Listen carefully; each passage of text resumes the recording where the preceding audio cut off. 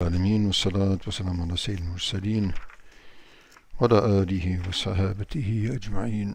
سبحانك لا علم لنا إلا ما علمتنا إنك أنت العليم الحكيم. سبحانك لا فهم لنا إلا ما فهمتنا إنك أنت الجواد الكريم. وقل رب زدني علما. أعوذ بالله من الشيطان الرجيم. كتب عليكم القتال وهو كره لكم وعسى أن تكرهوا شيئا وهو خير لكم وعسى أن تحبوا شيئا وهو شر لكم والله يعلم وأنتم لا تعلمون. صدق الله مولانا العظيم. So we began the discussion on qital fi sabilillah. In qital we mentioned that there's one thing is jihad and there's one thing is qital. So jihad is a general struggling in the way of Allah subhanahu wa ta'ala to raise the deen of Allah subhanahu wa ta'ala by whatever means necessary and appropriate. Qital is specific. Qital is fighting. That's actually we're talking about warfare here. So we mentioned a few points concerning that today. We want to be brief, being today is Eid, and let us prepare for that. So the three things that we want to mention, or the three statuses of qital. So when Allah subhanahu wa ta'ala says kutiba, it means it has been written upon you, it means it's obligatory. Obligatory for everybody, all the time, under every circumstance.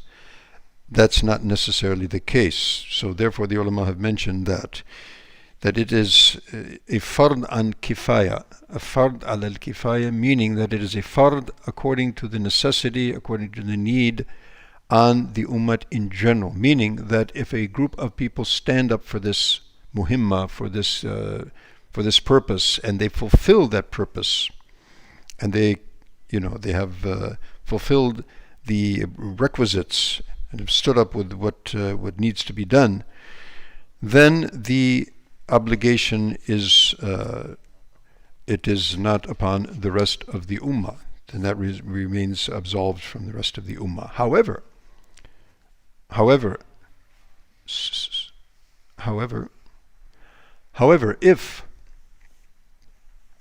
if the obligation is not absolved and is not completed, then the entire ummah remains responsible, and we are all held accountable. So this needs to be understood. So it's not just some people are doing and okay, everybody's scot-free now. The obligation has to be fulfilled. Okay. So that's the general condition. Now, there's two other conditions. The other condition is that suppose we in a Muslim country or Muslim area, the enemy attacks. Now you can't say, okay, some people stand, every able person has to stand up and defend. And this is called jihad al-difa. Another third condition is, like we saw in the condition of Ghazwa Tabuk, when there was a huge host and a huge contingent that had gathered, you see, in the Bilad al-Rum and towards the north of the Jazeera. So Nabi alayhi salatu wasalam called every able person to prepare.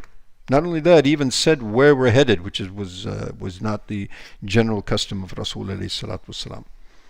So in that case, everyone has to. This is known in the language of fiqh, an-nafir al-am, the general call to jihad. So in this case, everybody has to stand up and nobody is to be left behind.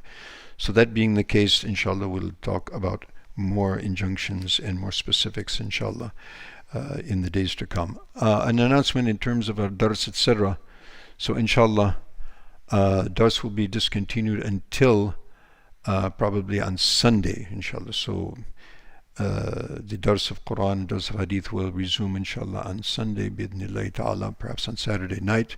In the meantime, that doesn't mean that we are, that there's a vacation from masjid. So it means that we keep on coming to masjid. Masjid will be going on, mashallah, salat will be going on, dhikr, talawat, and all kinds of ibadat will be taking place. And so we want to see the numbers as we see today and as we've seen during Ramadan. We want to see them consistent and carrying on as we talked about and discussed in detail. Jazakumullah kulla khair. And Salat al-Eid, inshallah, will be at 6:45. And inshallah, another announcement regarding that. Also, the sunnat of Rasul alayhi salatu wassalam, a few of his sunnats that we need to be aware of. Number one is that generally some of our brothers, they would stay up until Ishraq, and then at the time of Ishraq they will offer 2 or 4 rakats, etc. However, on the days of Eid, there is no nafil. It is not the sunnat of Rasulullah to have any nafil or any sunnat until after Salat al-Eid. And at the place of Eid also, there's not nafil. Because after Salat al-Eid, this is a time when we have a meeting. This is also a very interesting thing about Salat al-Eid, that Salat al-Jamaat every day is for the Mahalla. So the people of Mahalla get to see one another and, everything's fine, how are you, and so forth. And then Salat al-Jummah is for the whole city or for the whole area. So once a week, everybody from the whole area gets together. So once a year or twice a year, the whole region gets together, right? So this is a time to meet one another and greet one another and be grateful to Allah subhanahu wa ta'ala. So therefore, up until the time of Salat al-Eid, there is no nafil, and even at the place of Salat al-Eid, there is no nafil. The time to meet one another, you go back to your place, back to your home, and as you like and as much as you like. That's one. Number two, before going to the musalla, as we mentioned last night, those who were here, then eating a few uneven numbered dates is sunnat of Rasulullah, 1, 3, 5, etc. Before going to Salat. Salatul Eid al-Adha, Nabi alayhi salatu would eat after Salat. Before Salat al-Fitr, we have a few dates that sunnat before going to the musalla. And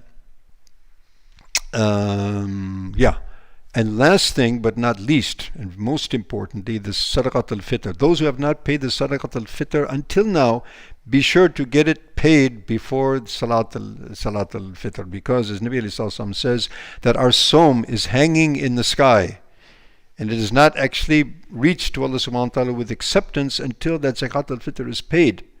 So we want to ensure that everyone is paid, for everyone, man, woman, free, slave, whoever you are. That is wajib for everybody, inshallah. And also it is a cleansing for our fasting, and it is also a means of happiness, for those who are less fortunate. May will billahi subhanahu wa ta'ala tawfiq. So brothers, inshallah, the Eid prayer, it will create an Eidgah environment, so it will be done outside. So we'll have 5 rows for the men who would like to stay here, and then we'll block this, and all the women will stay in the back. And the men who want to come into the hall, they will come through here. So we'll close the main gate for the men. And I need 4 bodies. So we'll take this Shaykh's thing outside.